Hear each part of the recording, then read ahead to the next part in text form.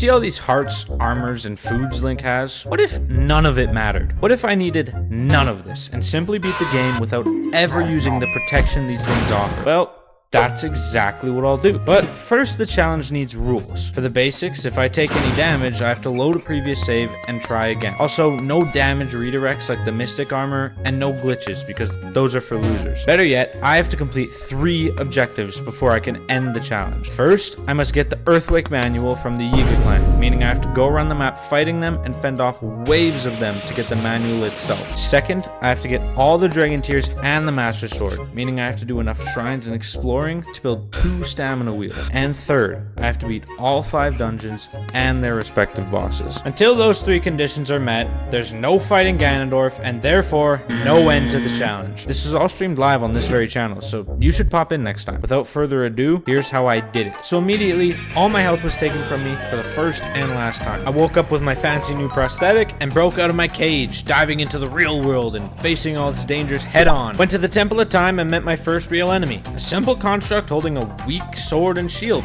Surely I wouldn't take damage here. Not only did I take damage, I did it twice. A small hiccup in the road, but nonetheless, we keep going. I knocked down 2 of the tutorial shrines before finding and pursuing my first mini-boss. After 2 more resets, it was 1 reset, I just jumped from 2 to 4 on the counter. I took down the Minecraft knockoff and got a little bit of confidence going. Got the 3rd shrine, and then after the furry told me to, I got the 4th shrine. The game forced me to take a completely useless heart container, gave away my melted chocolate master sword, and then dove to the far more dangerous surface of the kingdom. Immediately fell down a hill thanks to shield surfing for my 5th reset already. Acquired my trusty steed Epona. If you think this is cheating, relax. Finally went to Lookout Landing and saw the totally real Zelda. Jumped down the gatehouse, and you could probably guess how that went. Fleeced Purah for the glider and then never talked to her again. Got some extra stamina so I could go right to the castle and get good gear. On my little field trip, I got things like the Dusk Bow, the Royal Guards gear, and of course the Hylian shield. All for the small cost of 1 reset to gloom damage. Had my first encounter with Gloom Hands, staring down my destiny with a sword. I ran. Of course I ran. Tried to fight a Talus unsuccessfully for reset number 8. Got my first tower, tried another Talus, got the same result. Got my first Dragon Tier, saved some random dude for another tower, made my way into the depths, came very close to being a bug on Koga's windshield, but nonetheless, I got auto build through all my hard work. I literally did not use this ability once. Swatted the house on the Great Plateau for the first piece of Yiga armor, died, and swatted them again more successfully. Took my SWAT operation to a bunker for the second piece of armor, knocked down a couple more towers, was too focused on Jenga and I got another reset, and back to my SWAT operation, getting the 3rd and final piece of Yiga armor. Finally, it was time to knock out my first objective by heading to the Gerudo Desert and sneaking into the Yiga base for the Earthquake Manual. But first I got ass blasted by some random arrow from hell. Reset 12. Passed the quiz of a lifetime and officially gained entry to the desert. Became an elevator technician for another tower. Got my 2nd tier and made my flawless entry behind enemy lines. Me and my blonde hair zipped through the whole hideout until we met this guy, who's probably named Raqis or something. But Raqis here holds the Earthquake Manual that I need, behind 2 challenges where you face waves of Yiga soldiers with swords, bows, and butt plugs or something. I began the challenge and came to realize that the butt plugs weren't my problem, it was the bows. Not being able to see the angles they were firing from was a huge problem. I needed to be able to see so I could dodge accordingly. So how do you solve having psychos with bows and swords coming at you from every direction? Well, you do what Karo would do, and you go up. By fusing a bomb to my shield and abusing the ever-living hell out of bullet time, plus a little attack up food, I found a way to watch all my angles while putting out high damage to get the challenge over with nice and quick. 6 resets. I went back to Lookout Landing, and it was time to seriously begin hunting the memories. Whooped this Hinox with 0 resets, I might add, and got another memory where I finally met Impa after doing like half of her entire questline. From there, it was a mix of towers and tiers, with a slight break of being incinerated halfway through, and a certain puzzle being a little too hard for my brain. Seriously, I'm gonna lose my mind. I don't know how to do this. But eventually I finished all the tiers and had built up my 2nd stamina bar, meaning I was ready for the Master Sword after getting Zelda's final hidden tier. On the way to said tier, I 1. Argued with my chat over Naked Link, 2. Blew Link to bits for another reset, 3. Got some weird fucking wreath thing for my shield, 4. Snowboarded, and 5. Smashed face first into a rock when I was trying to get a funky glide mask. I reached the final memory, and now I was ready for the Master Sword. That was if I could find the dragon whose forehead it was in, and I couldn't. Seriously, I searched for the light dragon for what felt like hours. And just before I was ready to give up, if I have to end stream before I find this dragon, I'm gonna flip shit. With a little bit of luck, I stumbled upon Destiny. Oh my god, oh my god, oh my god, oh my god, oh my god. Ugh. And claimed it was rightfully mine from the skull of the stupid ass dragon. My Uber dropped me off, and just like that, 2 objectives were off the board, leaving only the longest and most frightening one to be done. Now this game has 5 dungeons, 4 of which you can choose between instantly and take on in any order. As any moron could guess, these dungeons each have their boss assigned to them, with varying difficulty, but the hardest by far is Queen Gibdo of the Lightning Temple in the Gerudo Desert. Now you might think I should save that one for last, when I'm strongest and most capable, but you're quite honestly as far from right as possible. See, the boss health bars in this game work on a system to keep the game hard enough for you as you get further into it, and so every time you defeat a boss, the next boss will be harder and have more and more health. So although I wanted anything but the smoke with Queen Gibdo, I had to go for her first, or else I would just have to deal with a stronger and more bulky version of her later on, which would make the hardest fight in the game that much more of a nightmare. So despite our unexcitement, I set off for the desert to face the big mosquito head on, and after making it to the bazaar, I fell down a rock and took light damage for another reset, and came very close to another one after being spotted by a Molduga. No, run. Go. Get up. Jesus! But eventually I made it to Gerudo Town, even with slightly pissed-in pants. Went and found Riju, the great town leader who can't hit a pylon, helped her defend the bazaar, went back to Gerudo Town to defend them, but instead I got put in jail a few times for indecent exposure, defended the ungrateful bastards. Riju told me about the mirror puzzle I solved an hour ago, forced the lightning temple out of its hole, and the big mosquito didn't like that. But I beat it without getting hit once. Surely the second fight will be just as easy. I went into the temple and ate a flaming boulder like a knockoff Indiana Jones for another reset, but then I cooked the rest of the temple, so it was officially bug swatting time. I came face to face with the big mosquito mama and almost beat it on my second attempt, so there was hope. That hope then proceeded to be stomped and spit on as I died 28 more times. Fuck this mosquito. Then, per chat advice, I went and got the sand boost and some extra attack meals to hopefully make the fight a little easier, which they did because I proceeded to beat it first try with my new gear. But as my reward, I got the worst sage in the game.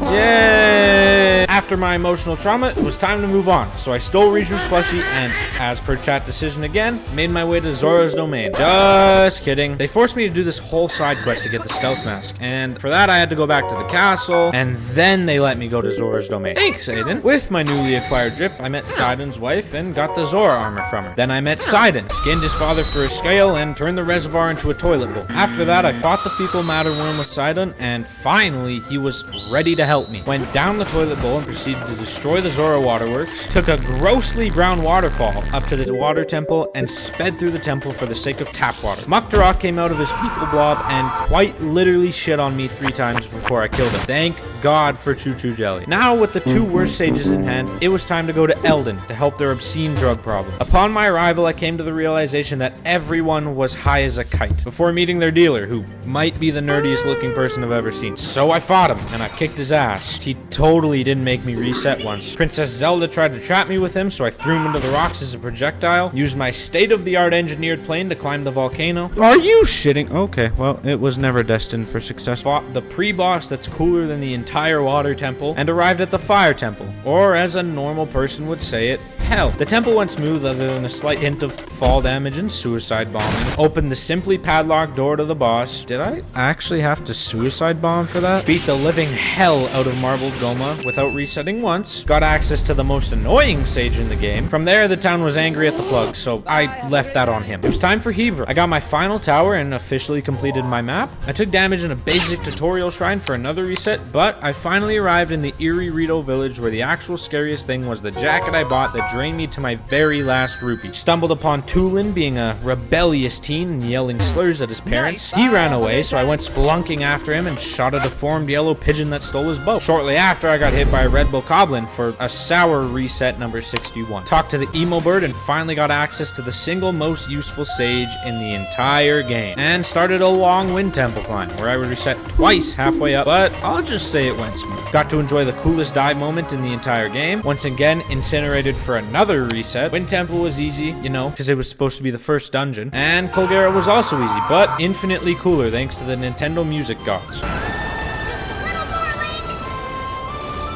After being thanked for plunging this bird society into oven temperatures, I decided, you know what? Forget Pura and forget the story progression. I'm just gonna go get Minoru early. So I went through the trouble of navigating this Thunderhead Island straight through thunderstorm hell and made an expensive deal with the devil to get hearts to open a door, all to find this robot head for Minoru. And it turns out you can't get her early. So with my complaints in hand, I went back to Lookout Landing for the stupid story. Pura finally got to tell me about the regional phenomenon I already finished, and then the sky turned evil and it was my job to go to the castle. Upon arriving at the castle, I received Zelda's royal ass whooping twice before killing them slowly but surely with the very effective Earthquake. I ran around the castle chasing the totally real Zelda after that, but of course I reset again to the electric wall pimples. Went to the Sanctum to involuntarily find myself on Ganondorf's casting couch. Got 5 resets out of that. Once they shot the evil tapeworm that took my hearts originally, I was saved by the low-budget Avengers. Went back to Lookout Landing to find out that Minoru exists. Now I was allowed to pick up the robot head I already found. Crash landed on Minoru's doorstep, which led to a long grocery run in which no resets were had, and now that I had fully assembled my life-size Bionicle, it was time to go get the last tier. But that required a small 500-kilometer journey on which Firebats and the Hinox got their piece of me for 3 more resets. Upon my arrival at the Spirit Temple, I came to realize my fear of the upcoming fight with the Seas Construct. I mean, after all, I'm a bigger target in this fight, and it has cannons, and it can fly if it so pleases. This was gonna be a hard fight with lots of resets. It took 1 try. Turns out this thing literally can't function worth a shit if I just show up with a gun in hand. Okay, it took 2 tries, but that's because I blew myself up the first time. With my last tier, my off-brand Avengers were officially assembled and ready for war. In preparation for the Demon King, I went to Lookout Landing and cooked a bunch of bananas for steroid meals. Then it was time to dive into the Abyss, which